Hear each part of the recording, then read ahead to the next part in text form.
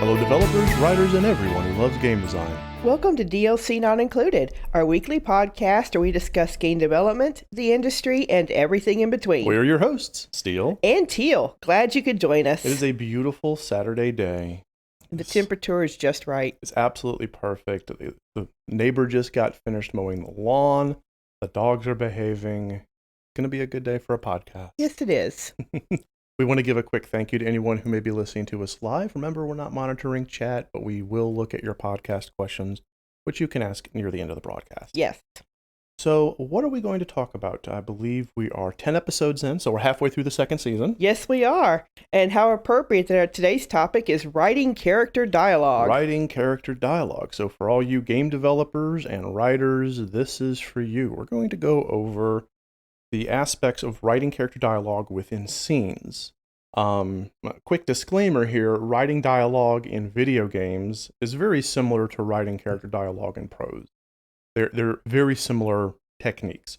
So these techniques can be, for the most part, swapped out between the two mediums. If you learn a technique that you can use in writing game dialogue, you can pretty much transpose that over to writing prose dialogue. Right. And back and forth. Back and forth. The big difference being is with a video game, you're going to want to be more concise and take less time than with a book. So if a book, you can take like 1,000 words between two people to, explain the world and how things are coming along, and you have more time. You have more time because it's pages. Right. In a video game, you'd want to condense that down to like 300 words or something. Just keep that in mind. Keep that in mind as we go through this. The basic techniques are the same. And we're going to kind of go into, some things you want to consider, then we're going to want to talk about the actual writing and then the revising. So there's a bunch of things you really want to consider when you're doing this stuff. I'd say the most important one is to remember that, written dialogue is not the same thing as real dialogue. Mm-hmm. So, for example, when you're talking, you have a lot of filler words, mm-hmm. and for most of us, there's a lot of explanation mm-hmm. or smoothing out. Mm-hmm. And in written dialogue, you can't do that. Right. Nobody wants to read that. For example, whenever I talk in any of anything, I over-explain, I stutter, I have a bit of a stutter, I stumble. Most of us do that. Right. Most of us stumble, or we're searching for a word or a thought. And even when you're writing stream of consciousness, which this is not touching on, but mm-hmm. even then, you have to be concise. Right. So you never want to write your dialogue the way that you would speak in real life. Yeah. Literally ever. The reason being is, the way I'm talking right now. Would you want to read that on a screen? Mm-hmm. During a video game, would you want a character in a cutscene to speak like Steele is speaking with these weird deliberate pauses that are, ellipses, and then I wait for a second, then I make a new point. Nobody wants to hear that. Right. Or as I used to say in high school, my high school English teacher, junior year, used to say, don't say 3 ums and you're out. Yeah. Basically things like that. Exactly. So just remember, guys, when you're sitting there writing your dialogue, don't use real world examples. Just don't. Yeah. Don't do it. You've got to be concise. It really comes down to what the scene is trying to do, not how each of the characters are going to barf out their lines during the scene. Right. Because honestly, the scene, the point you're trying to make in the scene is much more important than your prolific first character, the prolific dialogue that he's going to deliver. Thank you. The individual lines are not nearly as important as what you're trying to get across. Now, there's a caveat to that. When you go back and revise and you add your breadcrumbs, obviously that one line is going to be very important. I point the finger specifically at J.K. Rowling, who would say things like, Dumbledore in the Goblet of Fire said something in chapter 12 which blows open the whole Voldemort storyline. Shit like that. Mm-hmm. That wasn't her doing that while she was writing it. When she was revising, she added a breadcrumb. Right, and that's perfectly fine. Yeah. Yeah. But for the most part, especially when you're writing that first draft, it's the point of the scene that matters much, much more. Absolutely. What are you trying to get across? Are you trying to get across world exposition? Are you trying to get, some sort of character development? There has to be something that moves forward. World story, main story, side story, character story. What are you trying to do? Yeah, precisely. I mean, this isn't the time to show the world your expansive vocabulary skills. Nobody plays a game with a thesaurus. Nobody.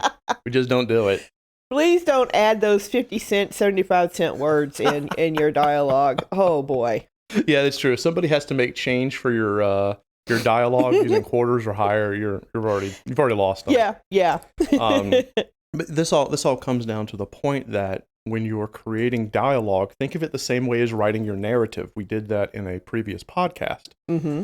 What is the point of the scene you're in?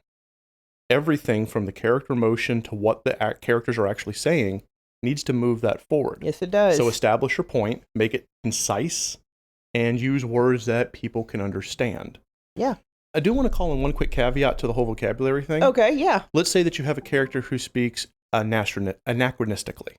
Okay. Like we had that for Dracula is Dead. We had the character Mayor Vincent Price spoken in anachronisms. So he would say something, fluently, and he would call like a haberdasher or something. Yeah. Old words. That's fine because that's specific to that character.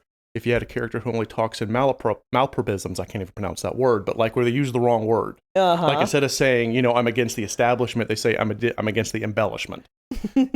In those very specific instances, it's okay to use interesting words, words that are those 50 centers, because it's specific to that character, and other people's reactions to that character will let you fill in the blank as to what the heck they're talking about. Yeah, I can think of a specific game example for that. Mm-hmm. That was in Elder Scrolls Oblivion. Yes. There was a certain orc lord. Oh, yes. Lord Growbumper or whatever. Yeah, Lord Rugdumpf. Rugdumpf, yes. Yes. Rugdumpf. And he spoke in those, what did you call them? I think I can't. No, he's not anachronisms. He was using malproisms. Yes, the one where he was using the wrong word. Yes. Like, hello, fellow travelers. How may I encourage you? When he's actually trying to say, how may I assist you or something like that. And it was hilarious. And he was the only character in the entire game that did that. Yeah. So, yeah. But that's the exception. That's the exception. Not the rule. Mm-hmm. And he was just a minor character anyway. He was. So. Well, the head weasel in Who Framed Roger Rabbit. Oh, perfect example. That is another good example. That character spoke in malpropisms the entire movie, and it made the character 10 times funnier. Mm-hmm. But to get back on track, things like that, things that break the rules we just gave, would be exceptions specific to that character. Yes. And remember, there was only one in the whole movie that did that. Exactly. So sooner or later, you're going to take all of these ideas and you're going to start writing your draft. Yes, the first draft. Yes, and then the second, third, fourth. But I want to give a piece of advice out to each and every one of you all who are writing prose. This is going to be a little different than if you're writing, game dialogue. Because if you're writing game dialogue, most of these rules are going to be the same. Yeah, most of them. Specifically for you prose writers out there, so there's a thing called a dialogue tag. Okay. Dialogue tags don't really appear in video games, but a dialogue tag is, it's really easy to learn how to write good dialogue, Steele said as he sipped his coffee, which is not a good written sentence because you don't speak and sip your coffee at the same time, but Steele said is a dialogue tag. She exclaimed. Right. He pointed out. Right.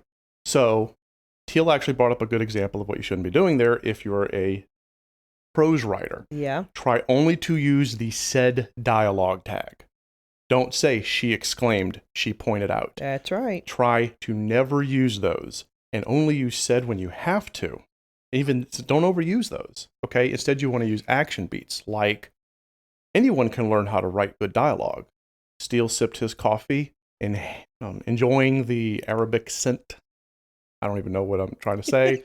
Aromatic scent. Aromatic scent. Or That's a malapropism. Fucking up everything he just said. But you see what I did is I didn't use a dialogue tag. Yes. I said, I gave my line and then I had an action beat. Yeah. So for all you prose writers out there, please do that. Okay. Now we're going to take it back to game and... Yes. because that's the point of this. Yes, that's the point of this. Games. We say this 1,000 times whenever we stream anything, whether it be the Komodo stream, our own streams, or whatnot. Mm-hmm. So I'm just going to jump this right out here. If you're using the same word in the same sentence, don't. Just don't. Please don't. Don't. You're not allowed. Don't do that, and try not to use it in the same text box or same paragraph. Yeah. So we're going to get a little bit deeper into theoretical, but that right there is just don't do that. Yeah. Because that is annoying. Also, don't overuse the exclamation point. Yeah, any editor worth their salt is going to strike all those exclamation points and yell at you. My first mentor, she said, you get 2, maybe 3, your entire manuscript. Yeah. Then my first editor said, you get 0. So, his first editor was mean. We're not talking about Teal, we're talking about my first line editor. But anyway, the thing is this. Those are just 2 pieces of advice we like to give every writer. Don't use 2 words in the same sentence, 2 same words in the same sentence. Right. And avoid them exclamation points. They're not needed. No, they're not. Okay, so let's talk about my hot cocoa. Okay. Well, actually, that's good because now Teal has just established the tone for what she's going to talk about. I'm going to be talking about my delicious hot cocoa with the marshmallows. So what that is that's the first line of dialogue in our scene, That's theoretically speaking. And Teal, using that first line to talk about her hot cocoa, has now established the tone. So based off of that line right there, you could now, the scene had better follow the dialogue of talking about cocoa or what Teal is enjoying or Teal's mood or something related to that. That's right. You really want to make sure that you establish the tone of your scene with that first line. You know, if a great example of a greatly written scene is in Dragon Age Origins, and you only get this scene if your character gets captured. While your character's in jail, I think it's Alistair, goes up to where the other party members are and says, we have a problem. And then he quickly summarizes what's happening, and then you have to kind of craft your own rescue plan through these NPCs. But the urgency in the voice is immediate. There's there's tons of fantastic examples in the Dragon Age games that are really good at writing that. Yes, they are. As soon as the scene starts, boom, here's that first line that sets the tone. It sets the tone. And as we mentioned earlier, it goes right into an action beat. Right, exactly. Liliana's song, the DLC, is an overview of her saying, so you want to hear my story. And all it becomes is literally her giving backwards narrative from the point where she's at now, kind of how she got there. Yeah. So she sets the tone very early on. Another good one in Dragon Age Inquisition is when you see the first time you meet Zevran.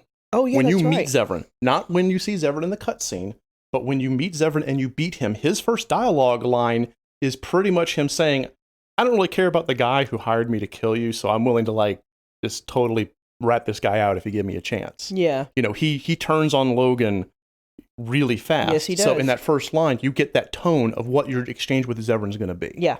Things like that. So make sure that first line establishes your tone. Yes. Make sure it does. And once you've done that and you start writing your scene, do the exact opposite of how Steele talks during podcasts. Yes. Remove all that extraneous fluff from your scene. And get straight to the damn point. Get to the point. You don't need to have a long exposition with a character. Yeah. You don't need to have characters constantly introducing themselves. Right. Or responding to each other's dialogue. Yes. I've seen too many games where here's your apple. Oh, thank you very much for the apple. Oh, you're welcome. This apple is good. Thank you. Or another one that's really good is a lot of games, both AAA and indie, especially RPGs, will have it be that at the end of a scene, you'll have let's say you have 5 good guy characters. Yeah. And the quest giver says, blah, blah, blah, go to the cave and do this. And the main character goes, all right. And then someone says, let's go. And the other person says, yeah, we got this. That's not necessary. No, it's not. You don't have to have every single person in the party say something in response. They just don't. No. They don't. Because again, real life does not have to mimic fantasy, the games. In a real life setting, maybe everyone talks. Maybe one person talks. Maybe they just grunt and walk off. Yeah. Think about it like that. If you're having to have every single character respond to something someone says, unless it's like, sound off, like by a drill sergeant or a teacher, then what's the point? You just slowed the scene down. You did. So all of this fluff, anything that slows the scene down, get rid of that. If it doesn't bring you forward, if each line of dialogue doesn't bring something forward, it does not belong. Strike it. Strike it. Yeah. Now, what do we mean by bring something forward? It advances the story that you're trying to tell in that scene. Yeah. Your overall story, your chapter story. A particular character story, like brings out their motivation. There we go. That's a good one. Something about the world. A game with extremely well-written dialogue is Eternal Sonata. Yeah, that's right. We always bring it up, but the dialogue is really good because every line of dialogue in each one of those cutscenes moves something forward. Even dialogue that doesn't actually have words. Like there's times that someone will say something and a character's response is, kind of, that kind of shows a dissatisfaction or a distrust. Exactly. So yeah, think about that. Concise. Establish the tone early. Be concise. And then you want to make sure that your character voices are developed. You need to have a unique voice for each of your characters. And stick with it. And please stick with it. Yeah. Be consistent. Yes. Character voice is not the same as a voice actor. No, it's not. Character voice is the cadence in which a person speaks, whether it be something along the lines of using contractions a lot, or if they're highly formalized, using no contraction. Someone who always refers to themselves in the third person. Ah, yes, like a Khajiit. Like a Khajiit. Yeah. Khajiit have a very specific way of speaking, and you're able to recognize it as a Khajiit, even if you're not listening to the Khajiit's voice actor. Yeah. You could just read what a Khajiit is speaking, and you know it is a Khajiit. That's right. So you want to create these individual voices, and here's a way to do it. Look at the character that you've created. Look at their personality that you've created, because you as the game designer should have a personality for that character. You should have created something before you start writing their dialogue. Yeah, this is all part of that outline that we talk about. Yeah. So you know the type of character you have, whether it be a major character, minor character, or supporting character. Yeah. Doesn't matter. You know the kind of person they are. Look at the way they dress. Look at the way their hair is, the way their eyes are. Look at their posture, how they walk. Think about that. Think about that and look at that, and then start crafting ways that person would talk based off of how they look, off of how they carry themselves. Yeah, it's not always reality. Like you can have a big, tall, brawny dude who talks like this, but that is again an exception and not a rule. Yeah. So if you have the guy with the very long hair who's Bishonen, very, very pretty, and, he has an air of arrogance and that sneer, he would probably talk like this. And you would write where he was using his words very fluidly as if he was, stroking the keys of a piano. Right. Stuff like that. Or if you have someone who's got, a very tight cut. Who's the woman from Wreck-It Ralph who ended up marrying Fix-It Felix? Oh, yes, her. Yes, she literally looks like someone who would speak like a drill sergeant. Yes. So when you're creating your character's lines, look at all that. Take all of that into account and then start crafting the way their dialogue goes based off of that. Exactly. So let your character's voice, and then again, as Teal says, be consistent. So let the voice come through, be consistent. And when you have a group of these characters together and you're crafting your dialogue for them, try to bounce back and forth between these characters as much as possible. Please. Don't have one character just hogging the scene, talk, because you're in a group of people, you're not going to monologue. Right. You don't want to monologue. And again, reality shouldn't mimic fantasy. There are times when I won't stop talking. In a reality, if I was writing a scene between Steel and Teal, we'd be sharing that dialogue and bouncing back and back. Right. And think about it like this, too. If you have a character who's monologuing, you've got people who have to design the models in the scene. Mhm. See, you're going to have these characters, these models just standing around looking at this person talking. Wow, how boring is that? Well, right. And you have to have somebody who's rendering all this, so ugh. Right. But then again, you don't have to have every single person in the scene talking. No, please don't. You know, I mean, it's okay to have, like, you have a tent filled with a dozen people getting ready to talk about an attack on a castle. It's okay to have just 3 people talking. Mm-hmm. So you have like a dozen people watching, 3 people talking, maybe a fourth comes in and adds something. Yeah. That kind of thing, and then everybody one else just leaves. stands around and nods and murmurs, and that's Right. it. And you can continue to have their character personality come out by the way they stand, whether they take a note, fold their arms, look away, harumph, that kind of thing. Yes. There's a lot of little things you can do as you're creating the scene on a visual level, or an oral level, that will fill in the blanks for the character not having to talk. Exactly. Yeah. The most important thing I can ever tell you, though, is to let those characters talk through you.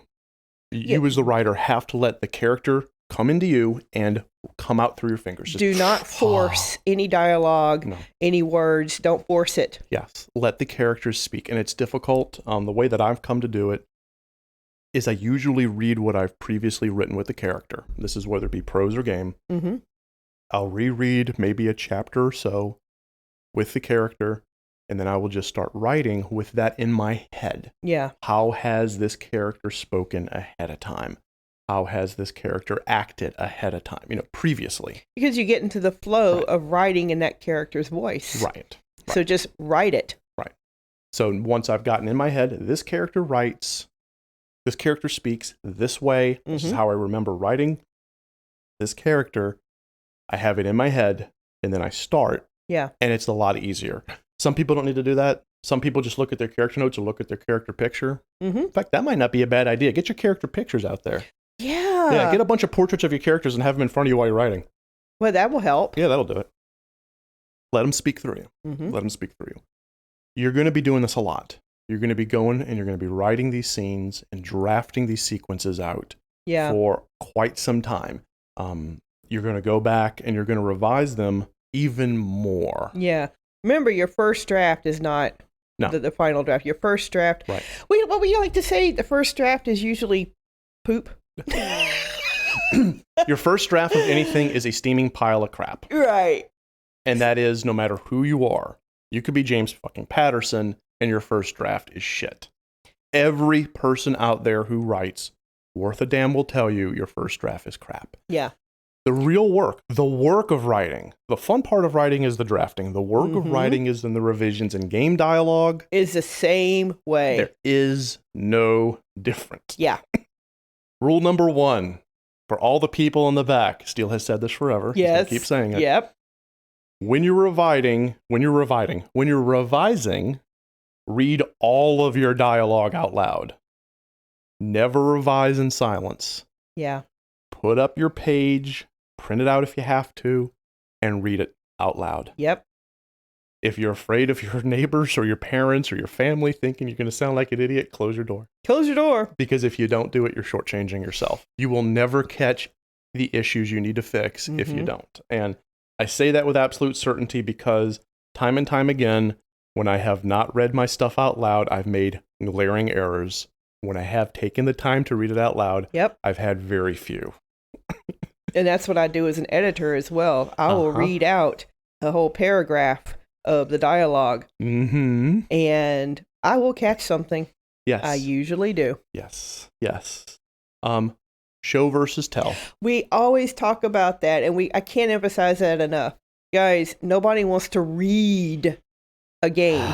You don't sit down to play a video game unless it's a visual novel and read. You sit down to play it, to have action, to move forward, to learn a story. So because it's a game with a visual medium, it is much easier to show. Yep. But there's also, in dialogue, you can show versus tell. Sure. In dialogue, if you're telling let's say this, okay. 2 people are talking about a reactor core that is going to explode. Mm-hmm. Okay. The tell version would be character A saying, the reactor core is going to explode unless we bring the temperature down.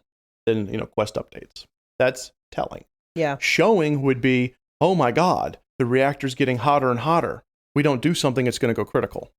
That is more of a show. You're not saying the exact objective. You're showcasing the attributes of what's occurring, the pieces, the visual clues, what is happening to the world. Right. And so then the player knows, I've got to do something with this reactor core. Right. And then when the objective pops up, cool down the reactor core in 5 minutes and a timer appears, you just reinforce that and the game mechanic kicks in. Yep. So you've narratively given them purpose, and then you've used the mechanics to enforce what it is they have to do. Purpose, sense of urgency. Yep.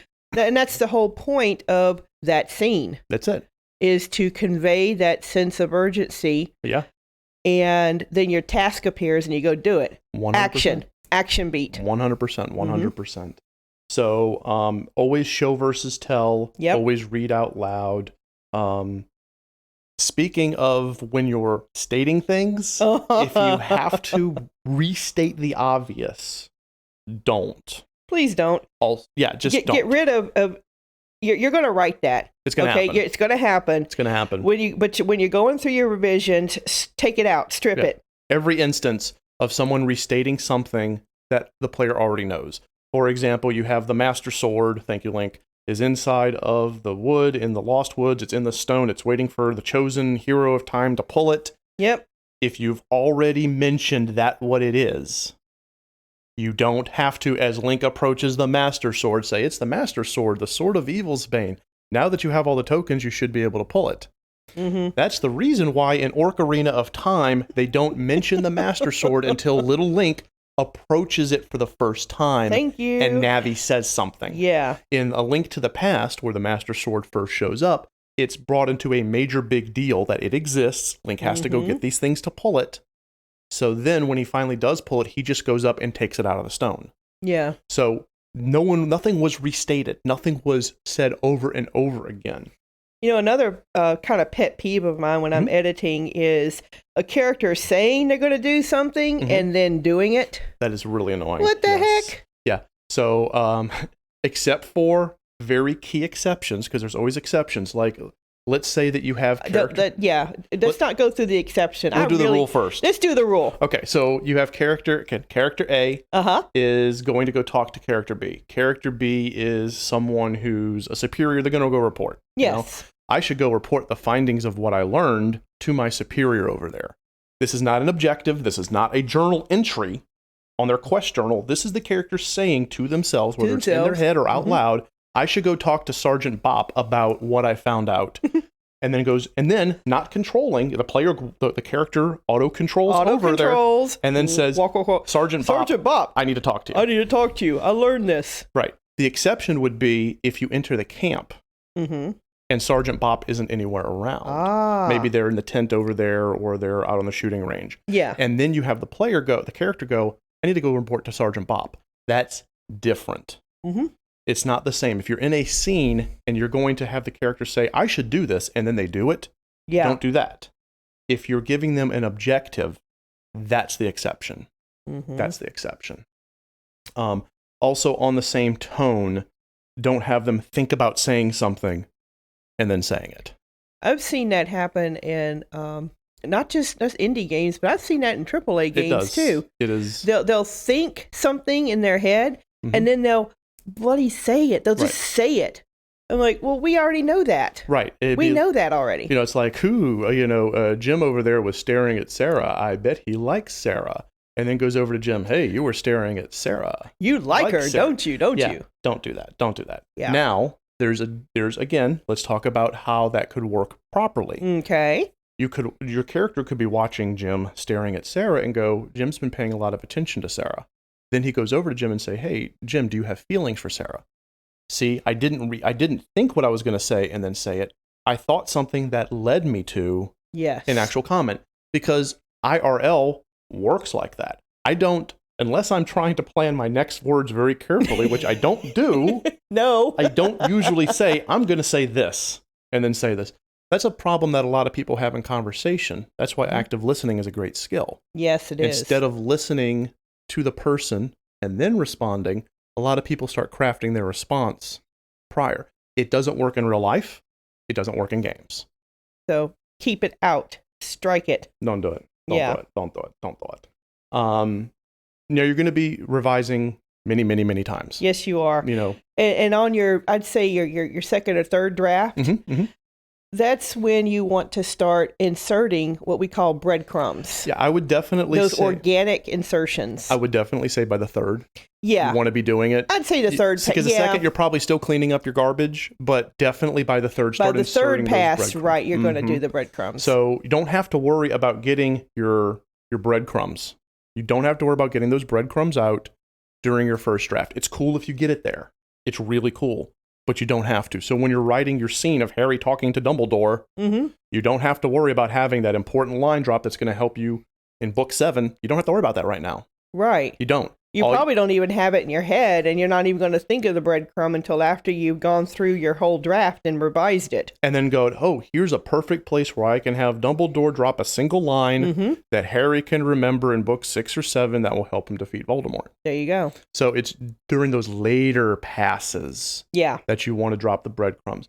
The reason that we also say this is that if you're writing a first draft, trying to get those breadcrumbs in, your chances of forcing the dialogue around the breadcrumb and writing yourself into a corner is exceedingly high. And in that case, you're probably going to have to throw that whole scene out and rewrite it anyway. Yeah. So that's a lot of extra work on you. It's very rare that the breadcrumb will come out naturally on your first draft. Don't worry about it. It usually comes on your third revision or more. One thing I want to say about breadcrumbs is use the KISS method. Keep it simple, stupid. Yes, please. Please. One line, one phrase. That's all you need.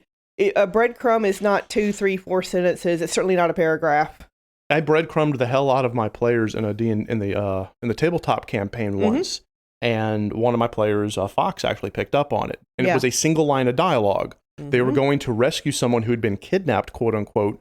When Fox's character confronted the kidnapper said, "Leave her alone." And Fox picked up on that line immediately that it wasn't a kidnapping. Yeah. That basically the kidnapper was there to pull this person away from their situation. That was a breadcrumb, and the player picked up on it. So sometimes your KISS method's 100% valid. Sometimes the simplest things can bring a player and go, oh, and you had that aha moment. Because if you're, as the designer, more concerned about hiding the truth from your player so that your player gets surprised by your twist, then allowing your player to potentially figure it out, feel smart and validated when they're right, you're not designing properly. Yeah. It's more important that you give your player a chance to be smart, respect their intelligence, respect their deductive skills. Yeah. Because not every player is going to figure that out. Sure. You know, Teal and I were talking the other day. There's only one plot twist that surprised the world. It's already been done, and that was Darth Vader being Luke's father. Right. So you're never going to replicate that. Don't even try. Just try to bring your players the best experience they can. There you go. Speaking of experiences, there's nothing that sucks more than not being able to understand what's written on a screen. Yeah, as an editor, I can't say this enough. You need to spell check, grammar check, everything. Oh my gosh. How many times have we played a game and a word has been misspelled? They've ended a partial sentence period, or they just stick commas everywhere. Space, comma. Yeah. Please don't, because reading that takes you right out of the experience. You instantly look like a dum-dum. You really do. You just look like you don't know what you're doing. And you could have the best crafted dialogue if you have misspellings and bad grammar, if your text goes off of your text boxes. Oh, yeah, that's another one.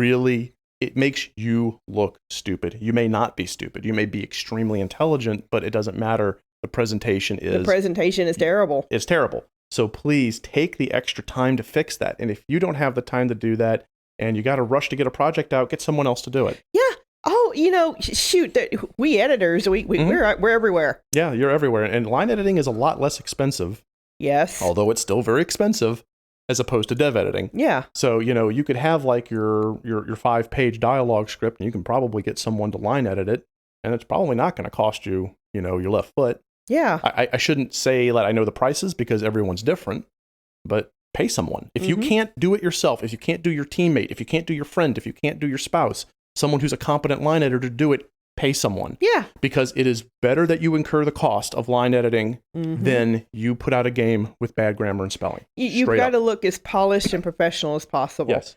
So yeah, do all those checks. Yes, because even if your game is put on a stream Mhm. where it's obvious that you're still doing the game in development, you're going to look silly Yeah. if you have a ton of errors. Like that. Like that, yes, Yeah. like that. Because those are so simple to get rid of and fix. Yeah, we run across that all the time, unfortunately. Oh, yeah. And some of the developers were like, these are actually really good developers, Uh-huh. but they look silly. Speaking of writing, Okay. if the language that you're attempting to write in, we're going to use English as a second language, Okay. ESL.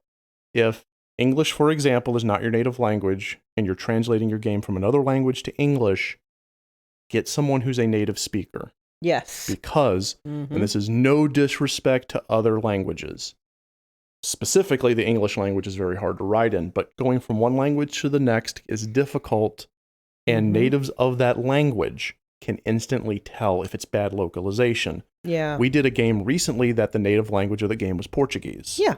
And the person who did the localization was actually in the stream. And I tried not to be, we were not overly critical, but we had to bring up several times someone who was a native English speaker needed to help that localization writer. Right. Because it was obvious in a couple of times that they completely got the sentence wrong. And it's like hitting a brick wall. Yeah. Unfortunately. So localization is very important. You're going to want to do two last things before we move on to questions, so start getting those questions ready.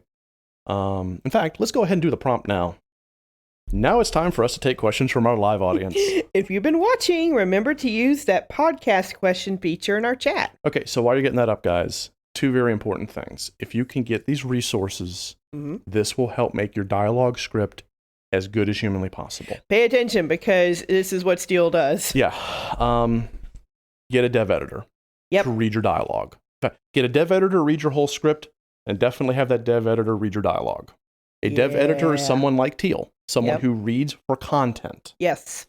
And has all that content, and they will tell you if there's holes. They will tell you if something doesn't make sense. They will tell you if something confuses them as opposed to mystifies them. Yeah. The difference being confused, you don't know what's going on. Yeah. While mystifying is, what's happening? Yeah. Intriguing. Intriguing. So the dev editor will do that. Also, get a line editor. Get a person whose job related to the script is to edit for grammar and dialogue. Both grammar, punctuation. Yeah. All of that. Spelling. Oh, yeah, spelling. And both the dev editor and the line editor cannot be you. Yes. The dev editor and the line editor can be the same person. There are people who do both, but they can't be you. So if you are doing an actual game with a lot of dialogue, if you're wanting that game to be taken seriously, any dialogue, have someone else be a dev and a line editor. Right. It helps if it's two different people. It does help, because it takes a lot of the stress off the dev editor. Right. To not have to do all the line editing too. Correct me if I'm wrong. You will do line editing as well, but you'll do it after and you charge more. Yeah. Right. But normally it's just dev editing. Normally it's dev editing. Right. It's actually better if you have the line editor go through it first and correct all those spelling, grammar, and punctuation errors, and then hand that polished script to the dev editor. Got it. And then if you have major rewrites, then go through the line editor again. There you go.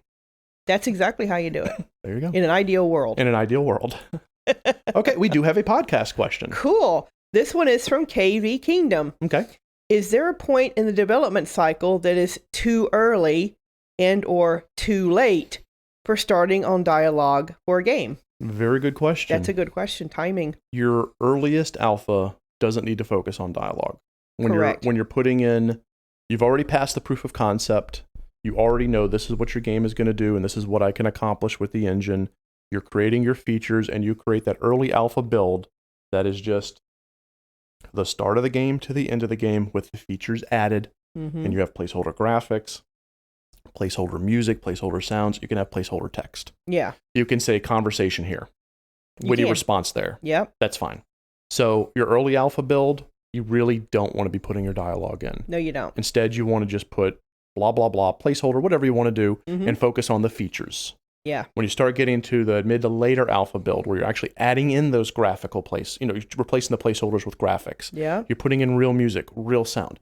then you want to start adding your dialogue. That's when you put the dialogue in. Right. Dialogue can be later in the process. Yeah. It can be last in the process if that's what makes you comfortable, but don't put it in until everything is there and you're filling in the placeholders for Correct. the whatnots. That's it succinctly. Yeah. Yeah. When is it too late? I would say by the time you get to your late beta phase and you're just bug testing. When you're in mid to late beta. Yeah, then it's too late. It's too late. Yeah, Sorry. because at that point you're bug testing and you're Halo testing and I mean all these different things, and at that point the dialogue may change completely.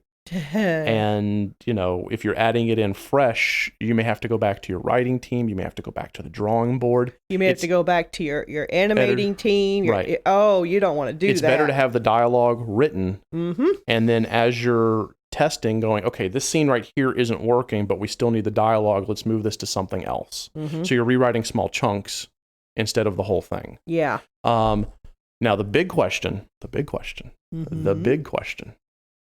don't add voice acting until the very end. Yeah, please don't do that. Oh. Once your script is 100% set in stone and you're not going to be cutting or adding, not cutting, then add in your voice actors. Yeah. Okay, we have another question. This one is from Ventus Round. Okay. Where do you find a good editor? And how much does it usually cost to hire one on average? Line editors, we can probably point you to a number of different resources out there. The line editors, you can get, I wouldn't go on Fiverr. I would go probably on like Upwork. Yeah, Upwork. Indeed. You can get contract line editors real easily. In fact, just Google contract line editor. As far as dev editors go, I'm sitting right next to one. Yeah. And she is available. I'm for hire. She is available for contract. You contact her personally. Yeah. But in general, dev editing, you're going to have to go onto actual job sites. Yes. Isn't there? I think there's a job site. I wish I could remember the name. We'll have to link it in the description. But there is a site that specifically caters toward editors. Oh yeah. Yes, it is. It's some Absolute site. Right or something like that. Yeah. It specifically caters to editors. It is a community where people, among helping you for free and giving you advice, will also offer their services. I think it's Absolute Right. Yeah, I think so, but we're going to link that. It has been a very long time since I've been on that because I'm married to my dev editor. I'm a dev editor. But if you are listening to this and you actually do want dev editing services, shoot Teal a DM and see if she works things out. Yeah. As far as the cost, I can't comment on that. I wouldn't know. Okay. Cost is line editing is less expensive than dev editing. Let's just get that out right now. And line editing is generally by the hour. Okay. Dev editing is going to be an agreed upon price by the project. Like the size of the manuscript? It's by the size of the manuscript. Okay. Because it's going to, dev editors just aren't going to charge by the hour. It's just, that's not realistic. Right, I can see that. It would be more like the word, not the word, but like the size of the manuscript. It's the size of the manuscript. So you would charge less for a 50,000 word manuscript than 150,000. Absolutely. Yeah, I see that. I know that other people who offer services in our community, like Hawk, charges by the word, but I'm not sure if it's dev editing or line editing for him. Okay. So each person's going to go a little different, but like Teal said. But in general, yes, line editors generally are hourly, and dev is by the manuscript. There you go. So hopefully that answers your question. Yeah, hopefully it does. Hopefully it does. Very, very good question. Let's see if we have any more. And while we're waiting, actually, do you want to plug a little bit about your service, what you actually offer? Yeah. Okay. So I can line edit. That's not a problem. I have a really good English background. But my focus is dev editing, and I go through your scripts with a fine-tooth comb. I'll go through them. Usually I do 2 passes, and I look for flow and plot holes, and I look through everything. Your content, I look through it all, and I make sure that, and I'm just using novels as an example, but I make sure that what happens in chapter 2 is reflected in chapter 7. There you go. Yeah. I mean, that's the kind of stuff I do. So it's all very seamless and it flows from start to finish. And I look for stoppages, blockages. The brick wall of a reader is flowing, and then bam, they hit a brick wall because something just doesn't flow right. There you go. So again, TL services exist, but also anyone who is a dev editor, you want to look for those qualities. Yeah. You want to find those plot holes, find those brick walls, that kind of stuff. Stuff that stops the reader. I have a background in English. There you go. I took business, as my major, but I could have minored in English. That's just kind of what you want to look for in a dev editor is someone that does have English. If this is English now, but any language that you're writing in, find a person who has a background in that language. College level. Yeah. At least college level. Yeah. Background. And if I may suggest, it's probably also a good idea if they have some sort of portfolio or if they can point to manuscripts that have been published. Yes. That they have dev edited, that would also help. All right. So I don't see any other questions, so we can go ahead and start wrapping this up. Okay. When writing character dialogue, just like writing your game's narrative, the important thing is to keep the player engaged. Yeah. They have to feel like they are a part of the experience. Mm-hmm. And anything that you write that pulls them out of that experience removes them from the immersion as a player and risks losing them. Yeah. So take that with take it and run with it, guys. Yeah, absolutely. All right. If you're watching this live, thank you so much for watching. If you've said anything, we'll go check back on the scroll later. Sure. We always read our chats after. If you're watching this VOD on iHeartRadio, Spotify, YouTube, etc., thank you so much. We love you guys. You all have really made this a lot of fun. So we're going to head out now.